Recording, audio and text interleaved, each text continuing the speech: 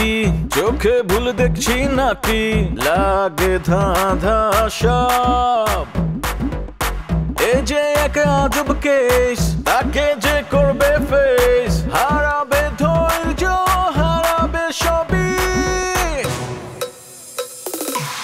পাতরে খায় পাতরে ফুটা তবু নাই রিয়েকশন আজব এক অ্যাডভেঞ্চারে ঘরের শত্রু বিভীষণ পাতরে খায় পাতরে ফুটা তবু নাই রিয়েকশন আজব এক অ্যাডভেঞ্চারে ঘরের শত্রু বিভীষণ তোমারে মোষটা না থাকলে তোমারে পুরুষ হিসাবে গ্রহণই করা যেত না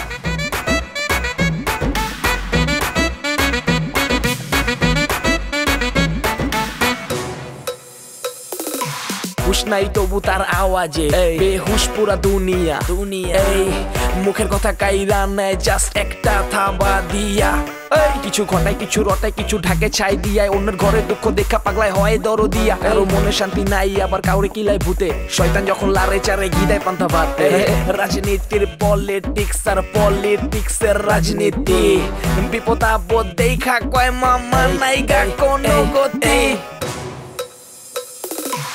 পাতরে খায় পাতরে ফুটা তবু নাই রিয়েকশন আজব এক অ্যাডভেঞ্চারে ঘরের শত্রু বিভীষণ এই যে তুই করবি বিয়া করবি কি করুম তো একা একা লাগে একলা লাগলে ভূতের সিনেমা দেখবি হোয়ার ইজ সেলিম সেলিমকে রাত্রি মেরে দোকান তো বের করে দিস কাস্টমারের কাম বাদ দিয়ে তুই ইন্টারনেটে সব করস না আর ইন্টারনেটে খরচ কত তুই জানোস আমার টাকার খোঁচা দিয়েন না আমারে আমি আপনার চটপটি খাবো তুমি নিশ্চিন্তে খেতে পারো এটা পড়ানো না যে তুমি এটা খেলে আমার প্রেমে হাবুডুবু খাবে এরকম কোনো ব্যাপার নেই পড়া মানে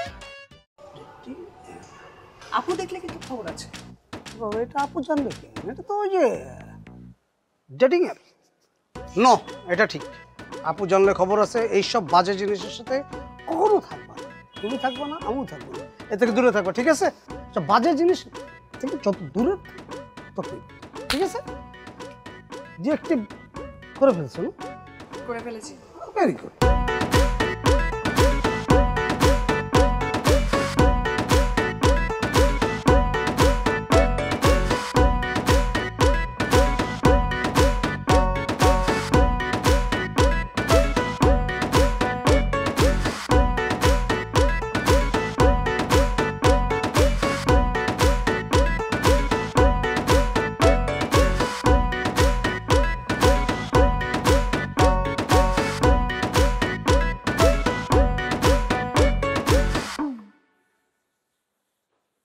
আঙ্কেল ডেকেছো আমায় ও জানি বসো শোনো ব্যাপারটা হচ্ছে কি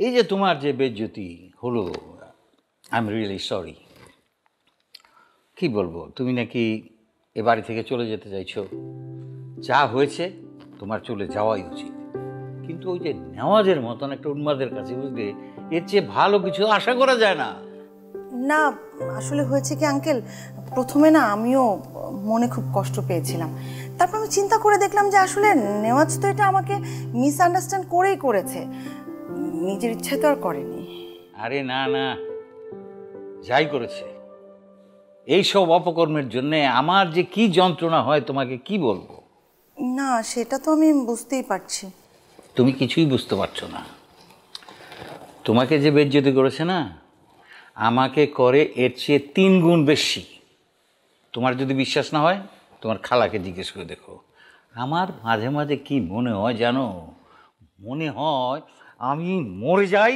নাহলে ওকে মেরে ফেলি আরে কি বলছো তুমি এগুলো আঙ্কেল খবরদার এসব চিন্তা কিন্তু কখনো মাথায় আনবে না আনতে চাই না তুমি তো একটা মেহমান না তোমার যে বেজ্জতি হয়েছে তুমি চিন্তা করো তোমার কত খারাপ লেগেছে আমি তো এই এলাকার একদম সম্মানিত মানুষ আমার সঙ্গে যদি এইসব করে তাহলে আমার ইমেজটা যায় কোথায় না সেটা তো ঠিকই একটু তো ইমেজটা নষ্ট হয়েই যায় কিন্তু আঙ্কেল শুনো মানে তো একটু মাথায় ডিস্টার্ব আছে ও তো আসলে মানে বুঝে শুনে এসব কাজ করে না বাবা এত কিছুর পরে তুমি তো দেখছি ওর সঙ্গে খুব সিম্প্যাথি নিয়ে কথা বলছো ঠিক আছে তাহলে আমি তোমাকে একটা প্রস্তাব করি কি প্রস্তাব বলো?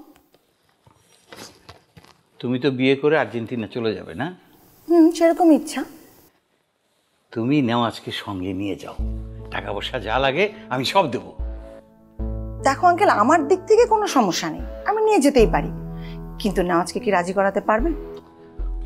করাও করাও, যেমন করে পারো রাজি করাও, তাড়াতাড়ি নিয়ে যাও, বিশেষ করে এই ইলেকশনের আগে।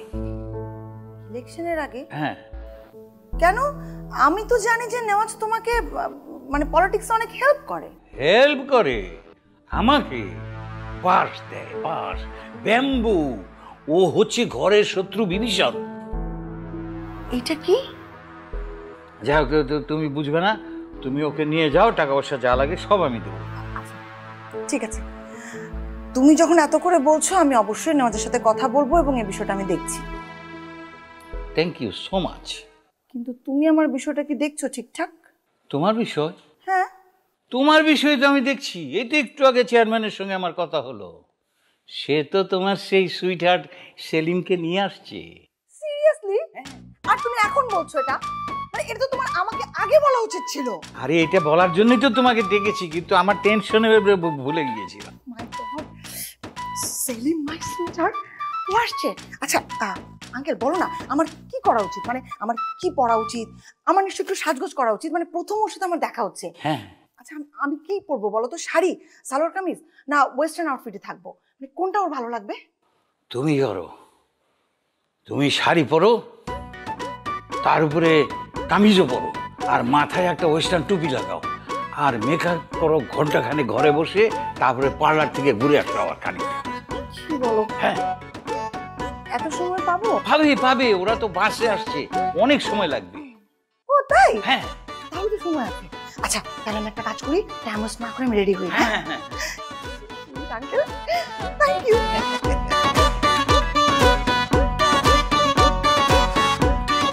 আল্লাহ জানে কি নিয়ে আসছে চেয়ারম্যান।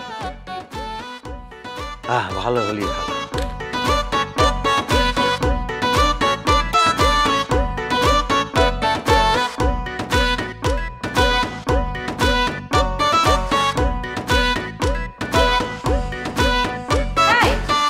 তুমি কোথায় থাকো আমাকে বলো তো, আমি কোথায় থাকো তুমি?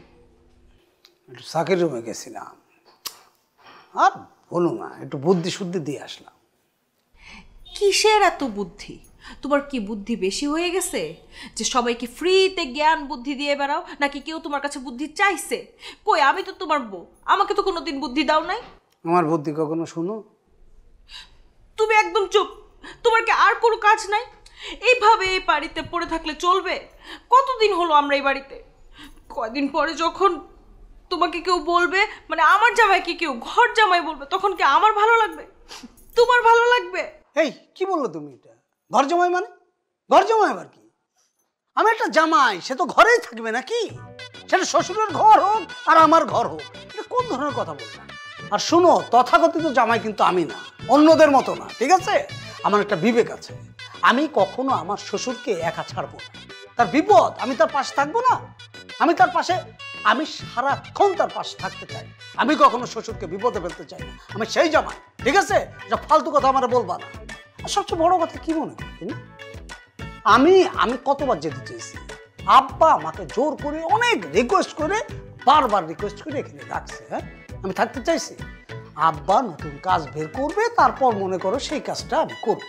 আর একটা কথা মনে রেখো, চোখের আড়া তো মনের আড়া। এত বোকা আমি না, ঠিক আছে? আমি আব্বার চোখের সামনে যদি এরকম এরকম করে ঘোরাঘুরি করি, তখনই মনে করো আব্বা আমার কথা বারবার মনে করবে যে না, জামাইকে কাজ দিতে হবে। এটা হচ্ছে বুদ্ধি। এই যে বুদ্ধিমানের মতো যে কাজ করি, তুমি তো এটা দাম দাও না। আচ্ছা বুঝছি, কিন্তু তোমার তো বুদ্ধি কম। সবাইকে বুদ্ধি দিয়ে বেড়াও, আব্বা কবে কাজ দিবে, কবে তুমি সেই কাজ করবে, সেই আশায় এ বাড়িতে পড়ে থাকলে চলবে? আমি এমনি এমনি পড়ে থাকি, আর কোনো কাজ করি না? এবারের কোনো কাজে আমি লাগি না।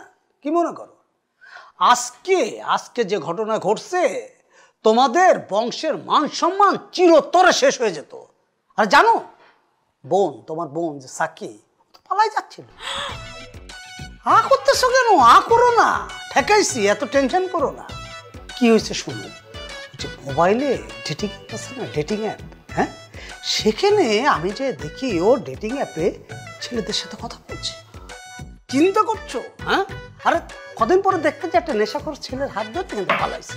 আর রাগ করার কিছু নাই, শোনো, আমি তাকে রক্ষা করছি, আমি তাকে আটকাইছি, তাকে আমি অনেক কষ্ট অনেক বোঝায় তাকে আমি বলছি যে দেখো ডেটিং অ্যাপে যেসব লোকজন থাকে, যেসব ছেলে পেলে থাকে, এরা সব একটা নেশাখোর, একটা ফ্রড, একটা ফালতু, ঠিক আছে?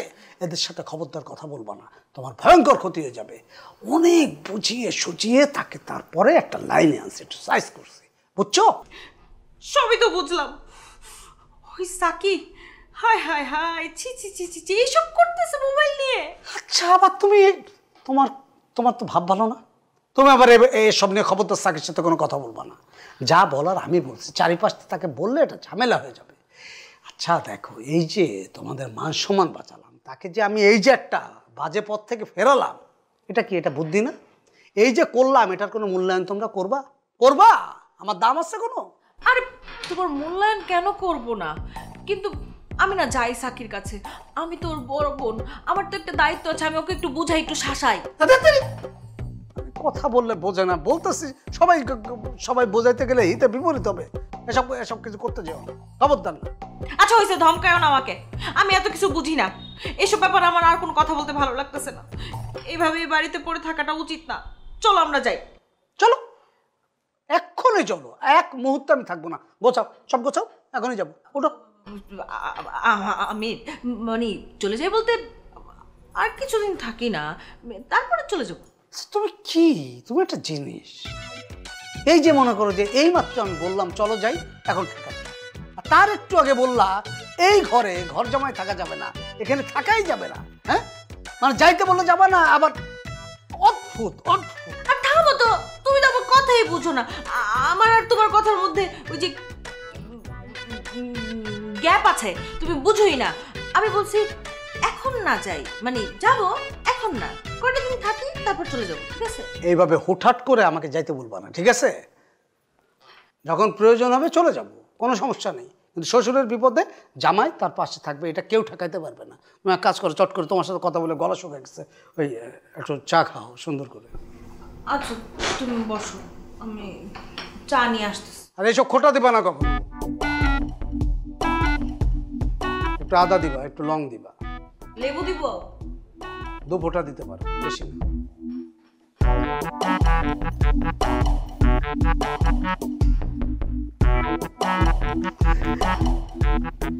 ডেটিং অ্যাপ না?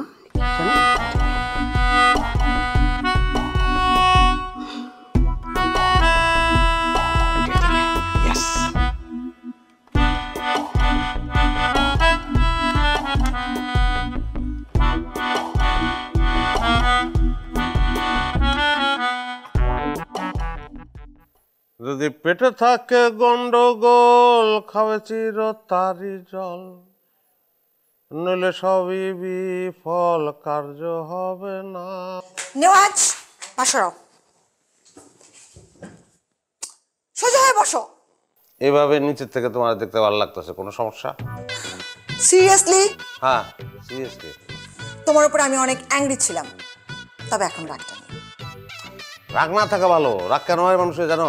হজমের সমস্যা থেকে, পেটের মধ্যে বুটবাট ফুটফাট, তখন মেজাজ খিটখিটে থাকে। যদি পেটে থাকে গন্ডগোল, খাবে চির তারি। থামো, তোমার সাথে না কোনো সিরিয়াস বিষয়ে কথা বলা যায় না, খুব গুরুত্বপূর্ণ একটা ব্যাপারে কথা বলতে আমি এসেছি। গোল্ড স্মাগলিং এর ব্যাপারে? আব্বারে 2 পয়সা দিলে হয়ে যাব, এটা আমি পারবো না। 2 পয়সার কারবার আমার লগে নাই। তবে তুমি তো খুশি হয়ে আমার কিছু দাও, দিতে পারো, কিন্তু সেটা 2 পয়সা হিসেবে কাউন্ট হবো না, বুঝছো? তদন্ত তার নিজস্ব গতিতে চলবে, আমার কিছুই করার নাই, আমি আটকাতে পারবো না। তোমার কিচ্ছু আটকাতে হবে না, আমি যেটা বলতে চাই সেটা তুমি শুনবে। বলো বলো। শোনো, আমি তো সেলিমকে বিয়ে করে আর্জেন্টিনা চলে যাব, ভাবছি তোমাকেও সাথে করে নিয়ে যাব। 2টা জামাই নেওয়া যায়? এই শোনো, আমি তোমার হাজবেন্ড হিসেবে যাবো না, আর আমি তোমার বিয়ে করবো না, তুমি খালো তো বোন না, তোমার আমি বিয়ে করতে পারবো না। তোমার আমার একদম বোনের মতো দেখি, বোনের দৃষ্টিতে দেখি, অন্য দৃষ্টিতে আমি দেখতেই পাবো না। ওফো নেওয়াজ, তুমি তোমার পরিচয়ে যাবে, তোমার আমাকে বিয়ে করতে হবে কেন? হাজবেন্ড ছাড়া কি ভাইকে নেওয়া যায় না? আমি সব ব্যবস্থা করছি। বুঝছি, তুমি আমার গোল্ডের ক্যারিয়ার হিসেবে নিয়ে যাবা। ওই যেটা নিয়ে মুখ দিয়া খাইয়া পেটের ভিতর নিতে হয়, পরে নাকি এবার বাইর করে। ওই এটা অনেক কষ্টের ব্যাপার। ওই অবস্থায় যদি মারা যায় এটা তো কারোর কাছে প্রকাশও করতে পারবো না। এই তুমি চুপ করবে, এগুলো কোনো কিছুই তোমার করতে হবে না। তাহলে তুমি আমার সাথে যাবে, ওখানে খাবে দাবে ঘুরবে মজা করবে, কাজ করতে ইচ্ছা করলে করবে, নইলে না। খুব ভালো হয়। আব্বা না না, আব্বার পলিটিক্সের অবস্থা কি হইব? সেইটা খালু ম্যানেজ করে নেবে। আব্বা আছে পদে, আমি আছি বিপদে। আমার বিপদ আব্বার উপর ঢাইলে দিয়া আমি তো পলাইতে পারি না। আমি একটা ভদ্রঘরের সন্তান, এটা আমার পক্ষে সম্ভব না। তোমার তো এত কিছু ভাবার দরকার নেই। আরে না, না ভাবলে হবে না, সামনে ইলেকশন। তুমি আমার সম্পর্কে তো কোনো ধারণাই না। আমি কে তুমি জানো? কে? আমার মতন এরকম জেল জুলুম সহ্য করা এরকম ত্যাগী কর্মী আব্বা কোথায় পাবে? এখন যাওয়া যাবে না, কারণ বিয়ে করি নাই তো। বিয়ে করলে না হানিমুন করতে চলে যেতাম। নেওয়াজ, তুমি ওখানে বসে খালুজানকে পলিটিক্সের পরামর্শ দিবা, সমস্যার তো কিছু নাই। তাহলে আমার পদোন্নতি কি হইলো? এইখানে চোর, ওইখানে গেলে স্মাগলারের ক্যারিয়ার। তার মানে তুমি যাবে না? না, পদোন্নতি ছাড়া যাওয়া ঠিক হইব না। দুইটা পদই সেম সেম মনে হইতেছে। আচ্ছা জেনি, আমাকে সেক্সি লাগতেছে? সেক্সি মানে সেক্সি লাগতেছে কিনা? উফ নেওয়াজ তুমি। জেনি, চেয়ারম্যান আসছে। সিরিয়াসলি? তার মানে আমার সেলিম মাই লাভ এসেছে? আরে ওই কাইল্লা চেয়ারম্যান তোমার সেলিম, এটা আগে কও নাই কেন? সে আমার সেলিম হবে কেন? সে আমার সেলিমকে সাথে করে নিয়ে আসবে। খালা আমি কিভাবে যাবো, মানে সেলিমের সামনে আমি কিভাবে দাঁড়াবো? আর আর্মির মতো দাঁড়াবে। আরামে দাঁড়াও, কে দাঁড়াই দেবে? আমি এক্সাইটেড। কি যেন গানটা তুমি গাচ্ছিলে? যদি থাকে পেটে গন্ডগোল, খাবে চিরতারে জল, নাইলে সব বিফল দাদা, কার্য হবে না। যত করো কুতাকুতি, কার্য হবে না দাদা।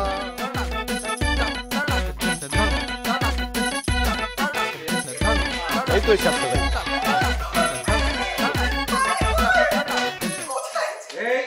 আসতে ওই ওদিকে গিয়ে দাঁড়ায়। খালু দেখো, আমি কিন্তু এখন তোমাদের কালচার কোনো তোয়াক্কা করবো না। আমি আমার সেলিমকে পেয়েছি, প্লিজ আমি ওকে হাক করবো। না, এসব এখন না, আগে জেনে নেই এই বদমাশ এতদিন কোথায় ছিল, কি করেছে। ওই ওই কথা কষ্ট টাকা ভাই কি জিগে উত্তর দে।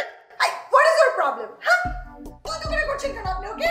আরে ম্যাডাম আপনি জানেন না, ওরে জেল হাজত থেকে ছাড়াই আনছি। অনেক ঝামেলা হয়েছে, এমনি এমনি হয় নাই। সেলিম, তুমি জেলে ছিলে? আর বললো না মাই লাভ, যেইভাবে মারছে আমারে। আবার মাই লাভ? এই তোরে জেলে নিছিল কেন সেইটা ক, নাহলে থাপড়াইয়া তো দাগগুলো ফেলাই দে। চুপ করেন তো আপনি, বারবার কেন ওকে ধমকাচ্ছেন? সেলিম, সেলিম তুমি বলো, তোমার কোনো ভয় নেই? কি হয়েছিল? না, একটা চোরাই ফোন কিনছিলাম। এই চোরাই ফোন কিনছিলি না তুই নিজেই চুরি করছস? না, আমার বন্ধু চুরি করছে। দেখছেন কত বড় ফট। না, আমি চুরি করে নাই তো, বন্ধু চুরি করছে। চুরি করে আমার কাছে বিক্রি করছে। আমি একদম নগদ টাকা দিয়ে কিনছি, কিন্তু যে এটার মালিক সে একটা শেষরা, সামান্য একটা মোবাইলের লেগে মামলা করে ফেলছিল। আমি ফ্রড না, বিশ্বাস করেন। বলে কি এ নাকি ফ্রড না, জেল থেকে এসছে, আমার ভাগ্নির সঙ্গে চিটারি করেছে, আর বলে ফ্রড না, ফাজিল।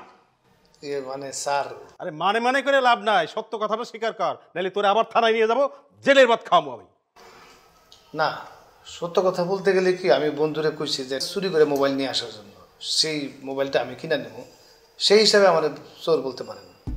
চোর? এখন বলেন ম্যাডাম, ভুল কি আপনি করছেন না আমি করছি? I can't believe. এই চোরা, তুই যে কইছিলি মার্কেটের মালিক তুই, এখন ম্যাডামের সামনে স্বীকার কর, মার্কেটের মালিক কি আসলে তুই? জি না। তুই এখানে কি করতি এটা কর। ওই একটা কম্পিউটার দোকানে অপারেটর হিসেবে কাজ করতাম, ছবি এডিট করতাম। আর কিছু জানার দরকার আছে আপনার? খালু, আমার মাথাটা কেমন যেন এলোমেলো লাগছে। তাহলে কি? কোনো টেনশন করো না, তুমি ভেতরে যাও, আরাম করে রেস্ট নাও, এর ব্যবস্থা আমি দেখছি। আর এক রাউন্ড পুলিশের ধোলাই খেলে না একদম ঠিক হয়ে যাবে। না না খালু, আমি কোনো ভায়োলেন্স চাই না, ওকে যেতে দাও। আরে কি বলো তুমি? এরকম একটা বদমাশ হাতে পেয়ে ছেড়ে দেবো? বলো কি তুমি? হ্যাঁ খালু, আমি যেটা বলছি সেটাই করো। আই তুমি ওর চোখের সামনে থেকে দাও। যা, কোনো কথা শুনবে না, জাস্ট লিভ। যা এই আই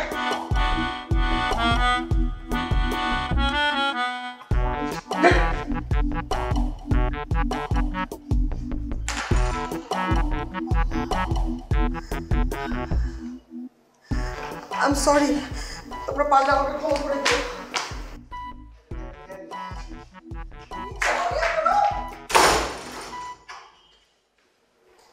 দেখো দেখো গিয়ে দেখো ওর কি অবস্থা দেখো।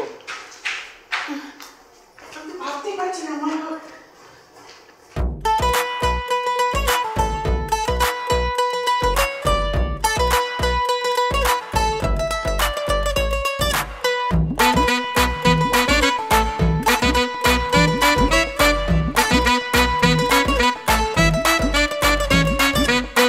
আরে আরে হচ্ছেটা কি, চোখে ভুল দেখছি নাকি, লাগে ধাঁধা সব। এ যে এক আজব কেস, তাকে যে করবে ফেস, হারাবে ধৈর্য, হারাবে সবই। পাথরে খায় পাথরে ফুটা, তবু নাই রিয়াকশন, আজব এক অ্যাডভেঞ্চারে ঘরের শত্রু বিভীষণ।